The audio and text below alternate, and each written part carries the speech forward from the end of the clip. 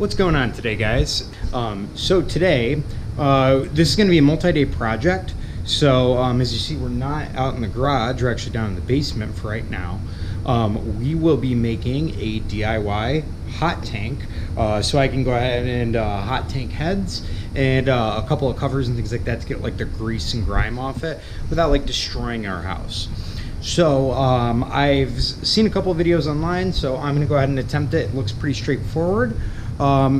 Overall, there's a couple of good videos. I'll throw them in the description so you guys can kind of see them. Give credit where credit's due to the original owners that we are all kind of learning on. So for this, okay, what we're going to be starting out with is, and sorry if you see our cats running around, but we'll be starting with just a metal trash can. Okay, this is a 31-gallon can. Okay, we need to coat the inside of this with a sealant. Okay, essentially you're going to be lowering the block or lowering the heads in and out of the can, so this needs to be totally sealed. And as you can kind of see, there's a lot of big gaps at the bottom there. That's the handle, but there's a lot of big gaps at the bottom there, so we want to totally seal that off. The guy originally that I watched in the video did a construction adhesive. We're going to go with this Flex paste, Flex Seal paste. Looking at it, the most important thing is the cure time. So this one says allow 24 to 48 hours for curing in between coats. But since we're doing this inside low humidity, I anticipate that this should be a quicker process. So I went ahead and got my gloves. I also went ahead and grabbed a scraper. So we're going to go ahead and just coat the absolute crap out of this can, basically all the way throughout anything that may have a leak. So we're going to coat this, we're going to coat this seam, all of these, as well as that whole base right there. And that should give us a nice waterproof seal. And then I'll show you guys a little bit more of the rest of the components that will make this genius. The total cost, can was about 35 bucks. It's a standable heater, kind of like for like frying a turkey or cooking, where it shoots propane underneath to heat up the can. I got it for 53 bucks at Lowe's. And then there's degreaser and soap. So it's pretty straightforward. The guy that I watched used a couple of bricks for the bottom, so we'll probably get a couple of those. And then I'm probably going to also get some bricks for the base as well, so that it can support some more weight. Ideally, because I know that this is big enough, I'd love to put 4 heads in this at once. It'll make my life a lot easier. And then after you degrease all of it, then you power wash it. If it's like an iron block, you want to make sure to go through and put either WD-40 or even better yet, like coat it with actual oil so it doesn't flash rust. You can also paint it as well. That is also a possibility. So that might be what we do on some of the components that would normally rust. So I ended up going with ZEP 505 Fast for the degreaser, as well as some just regular Dawn dish soap, some heavy duty stuff. So those are going to be the 2 that we're going to use. I'll show you guys those all later, but for tonight we're going to go ahead and start getting to applying the paste all the way in here. We're going to let it dry for, I don't know, 15 hours or so, 15, 20 hours, even though it says 24. We'll see how that goes, and then we'll see if we can start to use it. So let's get started.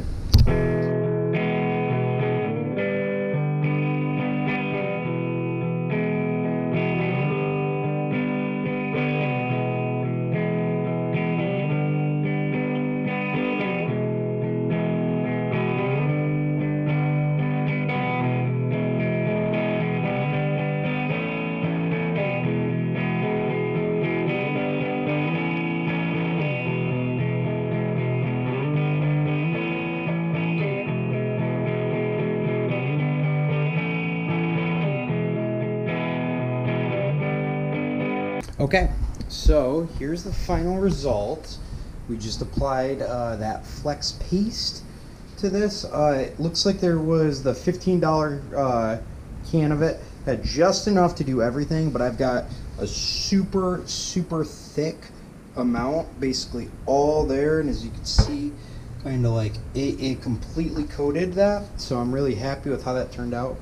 So now we're going to go ahead and let this dry. I'm actually probably even going to put the cap on it just because if it's like fuming or whatnot. It is in my basement, so I want to make sure that it doesn't start to stink up the whole house. So, okay, well, we're going to let this sit definitely overnight, maybe even for a whole day, and then come back to it so we can start using it. But, yeah, let's circle back then.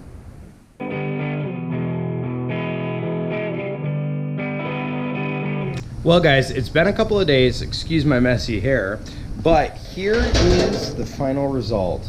So this has been probably drying now, unfortunately, for about a week. We got a little bit stuck up doing some other things, but this is all good to go. It should be totally, fully cured and ready to be used. So now we're gonna go outside. I'm gonna cut again because I have to actually prep for a separate video the heads that we're gonna put in there, as well as we're just gonna get a couple of things set up, but we'll be right back.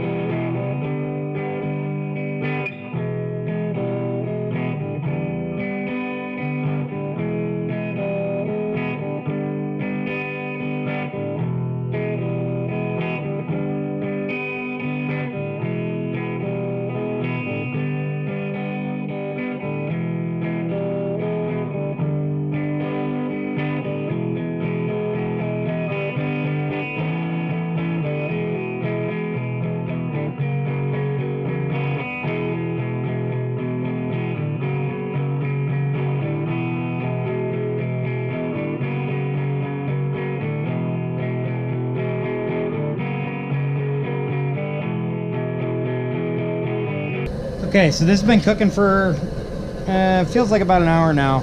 So the water is at about 115. It is a nice, terrible, gross color now. So that's good. It means it's actually working. So I'm actually gonna pull the heads out now, put the other heads in, and we're gonna power wash these heads real quick.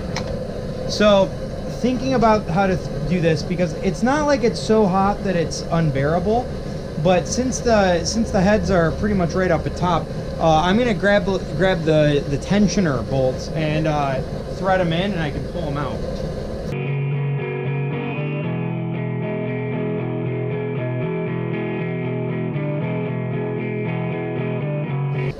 And I'm actually gonna put one of the camshafts from those other heads in here. Hopefully that doesn't fall. It should be okay. And now that the heads are off, last thing to do is power wash them. Try to get all that rest of the grease off. And we're gonna cover that back up.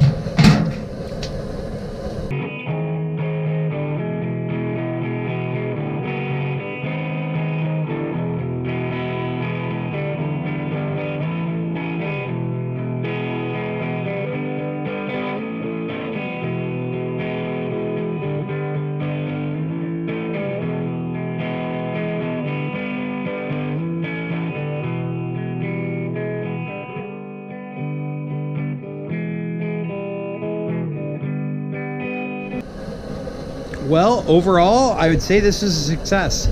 I feel like these heads are significantly cleaner than what they were. I mean, I don't know if you guys can see that. There's almost a shine. So I'll end up going back with more than likely some aluminum polish to verify. But I also wanted to show this. So we let it warm up to about 120, and it is right back at 120. So give or take, I mean, that's awesome. So we'll let these sit probably, I don't know, 20 minutes or so.